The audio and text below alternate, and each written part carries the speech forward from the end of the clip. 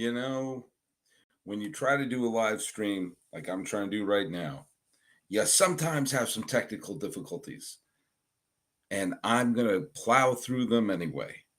Guess what? It's October. It's another month, but someone happens to own it. It's Yordan Alvarez. And so far, he owns this month. He owns the people of Seattle, and he might be the key for Houston getting back to the World Series. This is Locked On MLB.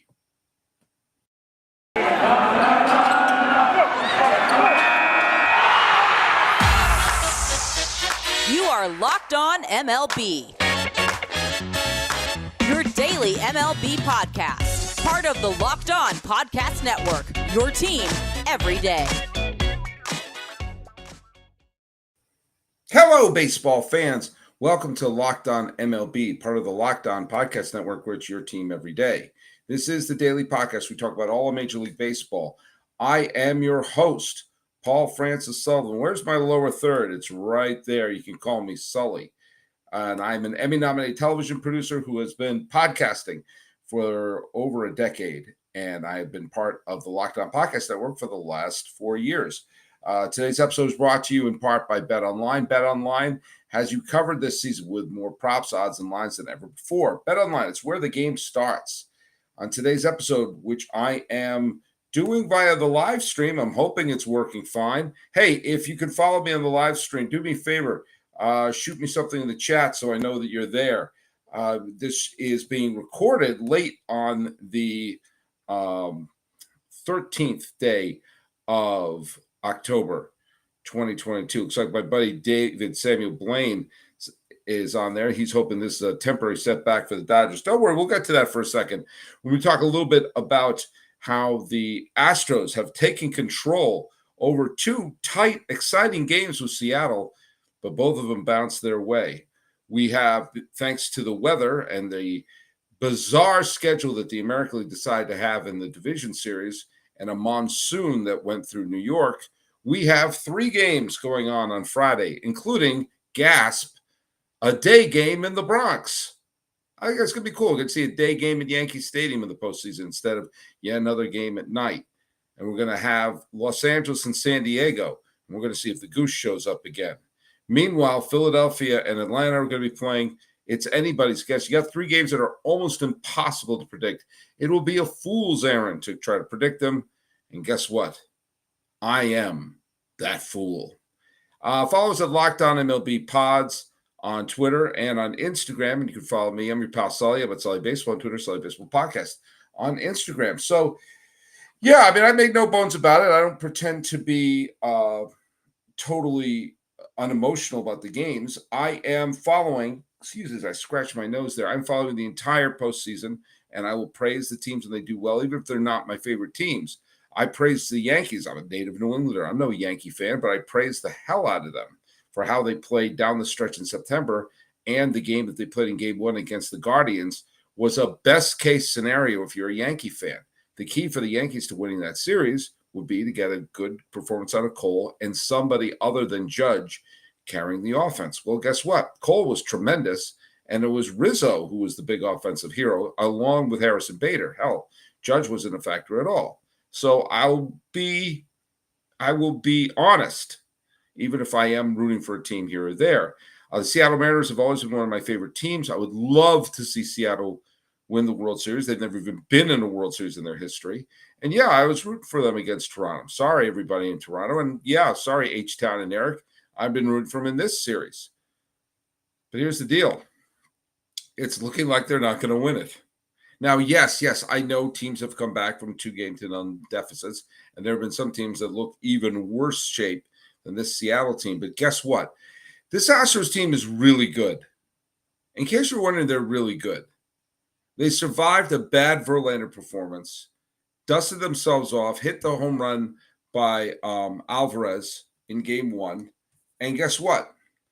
Same kind of script happened today. The Mariners got a fine performance out of Luis Castillo. He pitched 7 strong innings and held the mighty Astros to 3 runs. Unfortunately, the Mariners only scored 2. And 2 of the Astros' 3 runs came with 2 outs at the 6th inning on a 2-run home run by Yordan Alvarez. Yet another late in the game dramatic home run. Okay, it wasn't as dramatic as his game 1 walk-off that stunned Seattle off of Robbie Ray. But here we go. You really can't ask the Mariners to play much better than they did in the first couple of games. They bombed Verlander, and they kept the offense, for the most part, in check in game 2. They had a lead with 2 outs in the bottom of the 9th inning in game 1. And guess what? Here we go. It is down 2-0. By the way, David Samuel Blaine, thanks for checking in. He's one of my most devoted listeners. You're bombarding me with a bunch of questions right now in the chat. I promise I will get to all of those in the third segment. Okay, David? So just hang tight for a little bit there. Now, the Mariners really, you can't ask for much better performance than they did.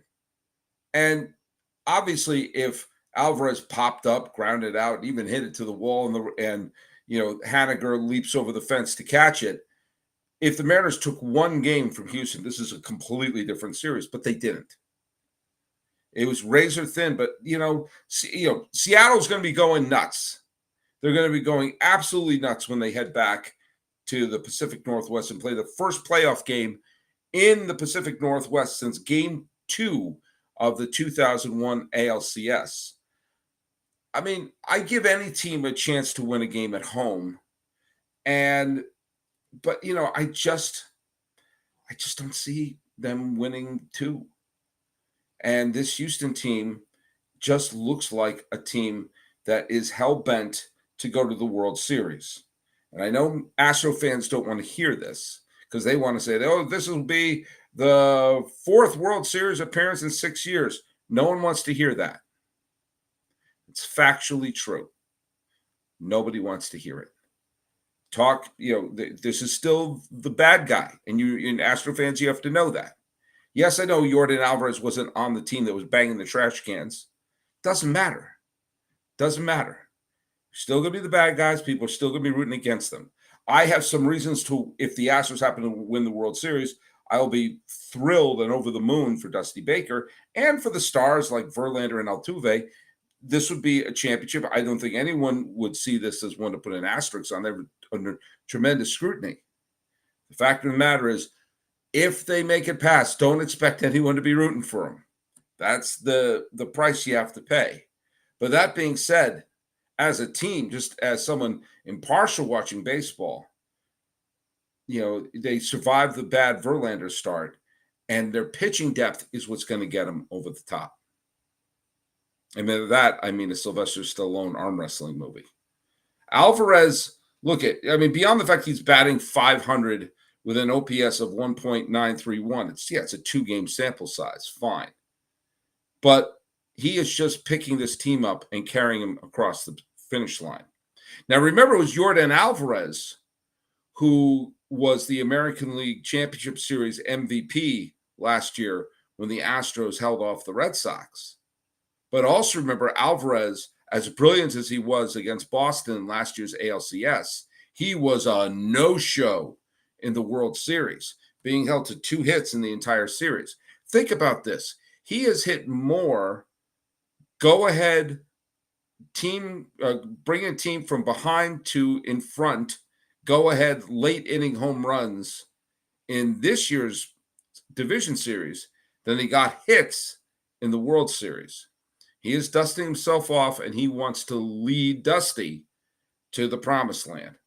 He could very well do it. And I'd like to see the Mariners win. I would. They're a fun team. But I can't help but think this is kind of a building block or a stepping stone. I can't help but think that this would not be similar. And Jeff Cohen, I know you're listening right now, so cover your ears. The Mariners season is kind of reminding me of the Phillies, who finished ahead of the Mets in 2007 and kind of dusted themselves off, finally got back to the postseason after a very long drought. And it was good for the team to get that run to the postseason. And it primed them for the next year when they wound up winning the World Series. This is a Mariners team that should be, in the most part, intact for the 2023 season. And, of course they could still do it.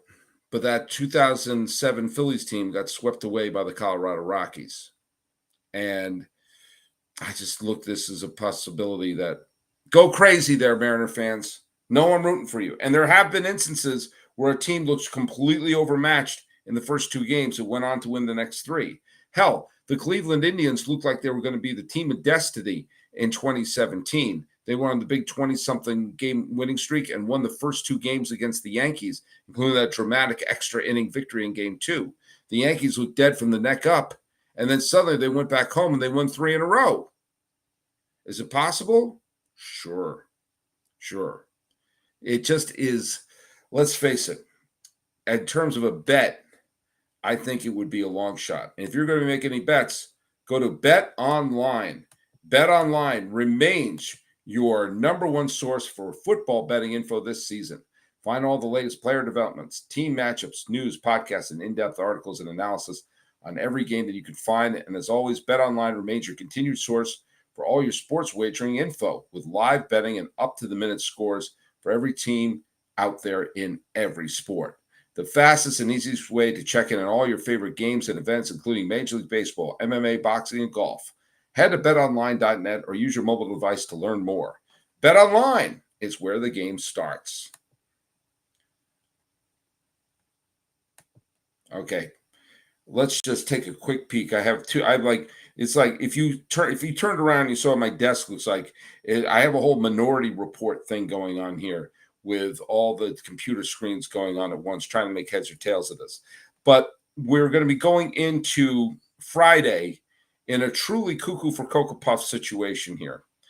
You have 3 games going on. Now, look I don't understand. I honestly don't understand what the rationale for doing the schedule the way they did.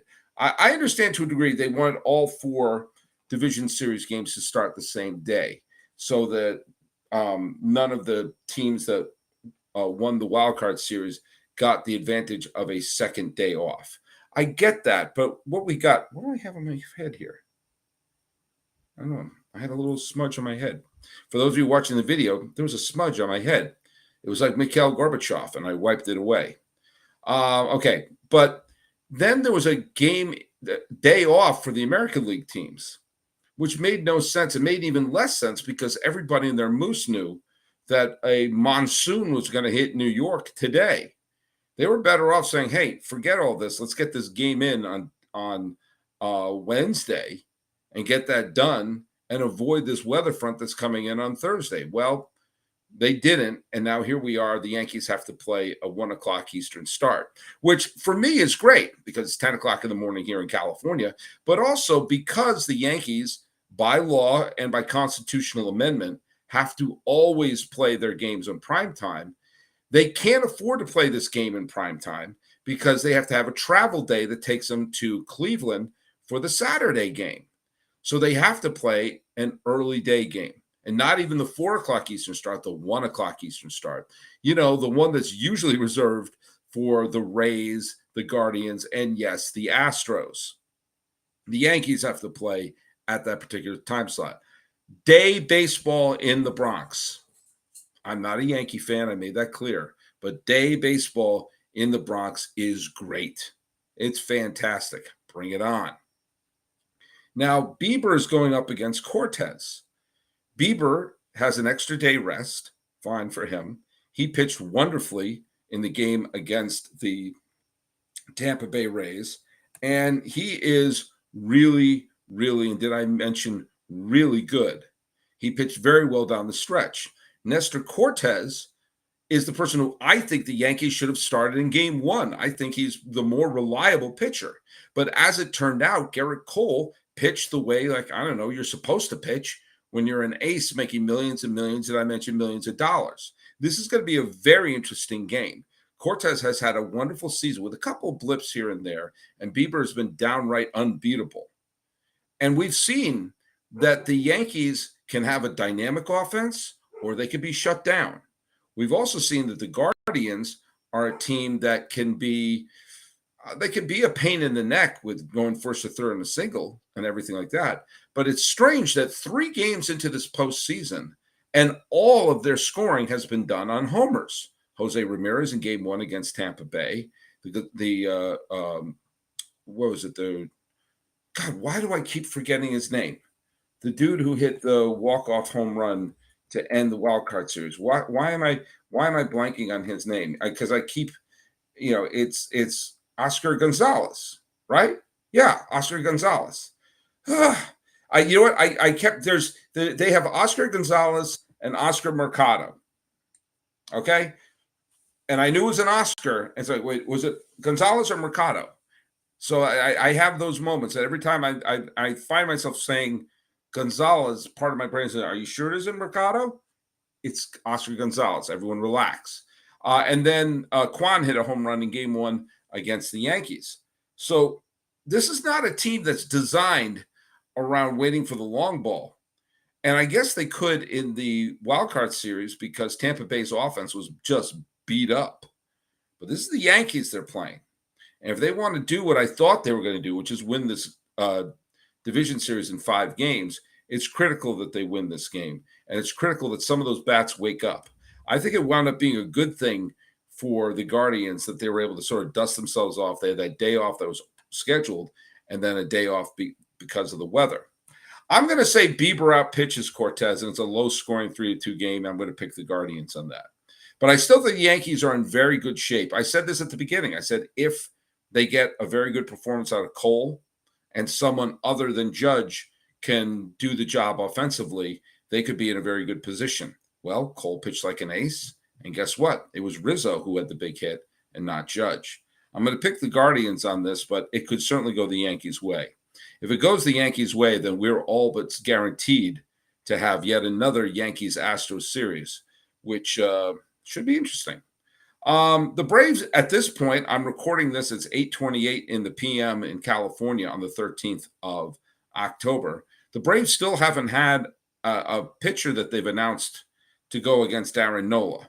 This is a very weird game because Nola pitched wonderfully in the series against St. Louis. Nola's pitched quite well, thank you very much. The Braves have already burnt through their 2 best pitchers. Now, the Braves are still a wonderful team, but oddly, the Phillies have the advantage in this game, and they're playing it in Philadelphia. God, I can't help but think the Phillies have a slight edge. But here's the deal. I'm going to predict Atlanta wins it because I just think that their bullpen is very good, and I think it'll be a very low-scoring game, and then the Braves will kick in the 7th or 8th inning to take the lead. But I think it would not stun me if Philadelphia wins. If Philadelphia wins and they take a 2-game-to-1 lead, knowing that they still have Zach Wheeler to throw, that could make the potential National League Championship Series be very strange. Also, Gonsolin is pitching for the Los Angeles Dodgers against Snell. Now, I'm not a big fan of looking at the win-loss record, but Gonsolin's win-loss record is 16-1. And even if we poo-poo the win-loss record as being unreliable, and I do think it is a jaw-droppingly flawed metric to determine whether or not someone had a good year or not, simply by looking at someone's win-loss record. But Gonsolin's 16-1, I'm sorry, I can't help but look at that and go like, wow, he pitched pretty well. His one loss, he let up 4 runs in 6 innings against Washington. Here's the deal, though. Since August 23rd, Gonsolin has pitched 2 innings. 2. And Kershaw, now granted they had a day off, so everyone's rested, but they really could have used Kershaw going a little deeper than 5 innings in that. Fact of the matter is this. As wonderful as Gonsolin has been, and Gonsolin was also part of the team that won the World Series in the COVID season, this may wind up being a bullpen game. You don't know how many innings you're going to get out of Gonsolin, and who are you going to turn to? Where is it going to go? And the Padres are throwing Blake Snell, who has pitched quite well and he's done fine. The fact of the matter is, bizarrely, the Dodgers versus the Padres has suddenly turned into a coin toss. And that's surreal because going into this series, I thought this was the definition of a sweep. I thought this was absolutely going to be a sweep. And the Dodgers, wound up losing with the Goose game. And so now I'm looking up and saying, holy mackerel. What if the Padres take a 2-1 lead in the series? I still think the Dodgers will wind up winning that game. But two things are absolutely sitting there. One, I think the Padres are going to win this game 3. I think it's going to be a bullpen matchup. I think the Dodgers are going to force a game 5 the day after. And if there is a game 5, your pal Sully is going to try to go. I'm just saying. I'm not saying, but I'm just saying. Now, think about this for a second. There is a real scenario that Snell could win a game against Gonsolin and the Dodgers bullpen. There's a real possibility that Aaron Nola could beat the Braves, which means the Braves which means Philadelphia and San Diego would be on the verge of winning their division series. And if that's the case, then the NLCS would be between an 89-win team and an 87-win team, all the while two teams that won 101 games and another team that won 111 games would be playing golf missing the NLCS. I don't think that's going to happen. I do think Los Angeles is going to keep moving forward. I think this was a slight blip.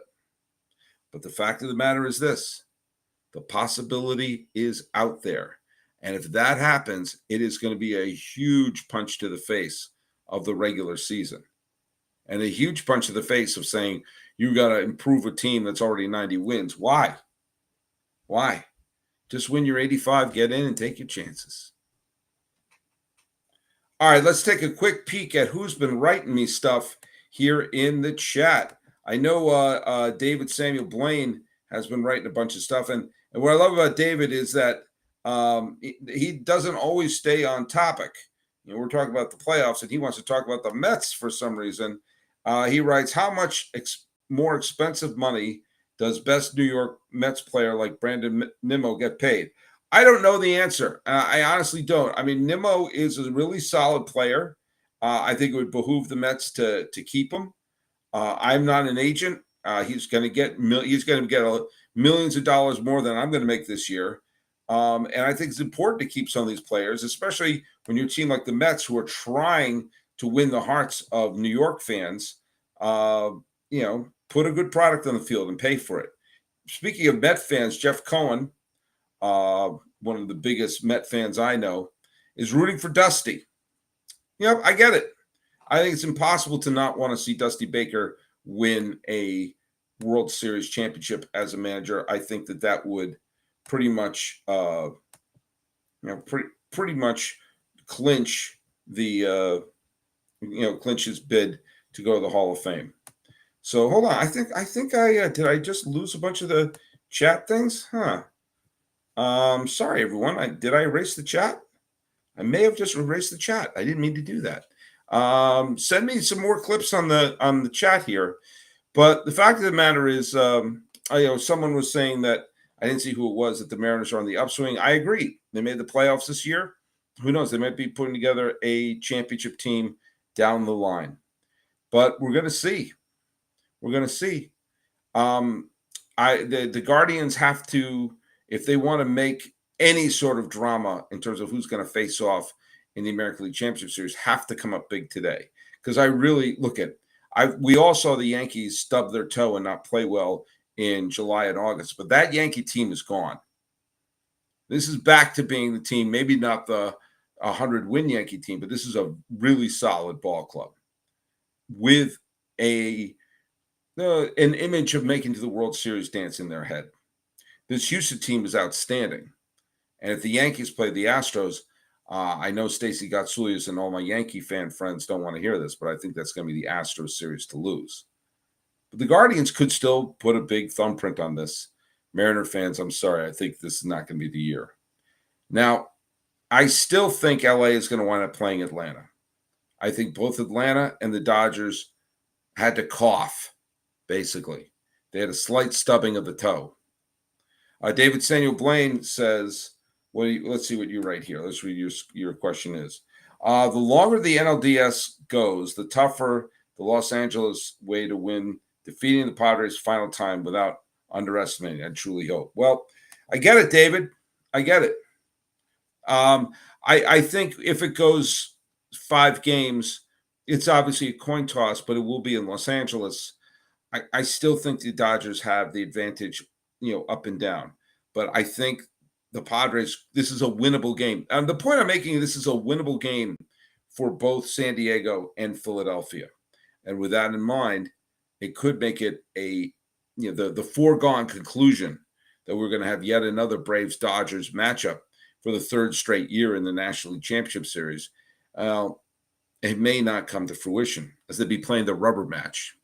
The Padres are a dangerous team. Jeff Cohen, biggest Met fan, one of the biggest Met fans I know, writes, hold on, let's put it up there. Padres are a dangerous team. I should know. Jeff Cohen. Hey, Jeff, write your answer in the chat here.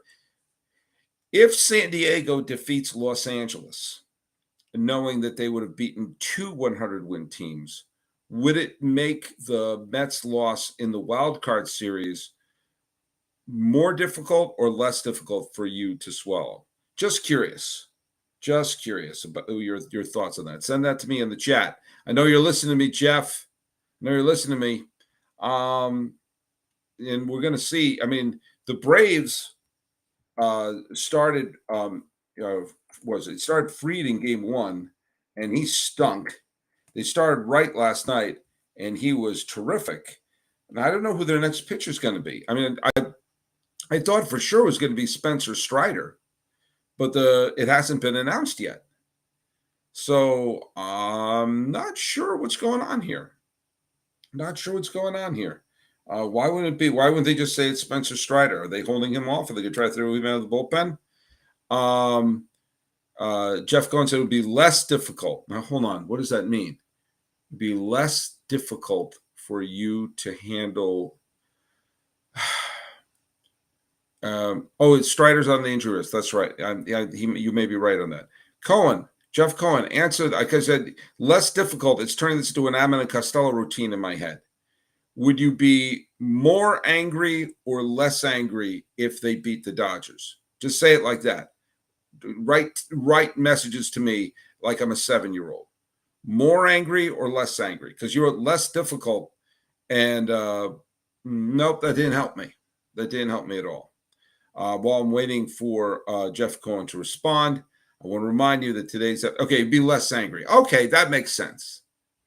Well, we got a full weekend of baseball. And guess what? Even though I've done 5 episodes this week, I'm going to keep making these episodes into the weekend. I'm going to do my best to recap the games.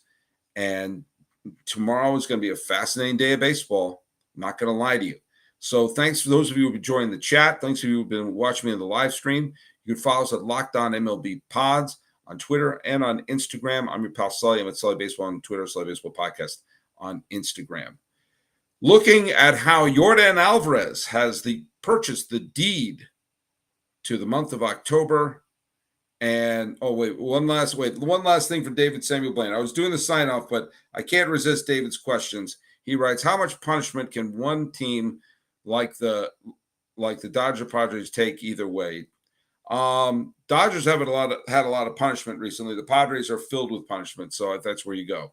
All right, wrapping up. Sorry, no more questions. The floor is closed. This has been the Locked On MLB live cast on the 13th day of October 2022. I'm your host, Paul Francis Sullivan. Please call me Sully.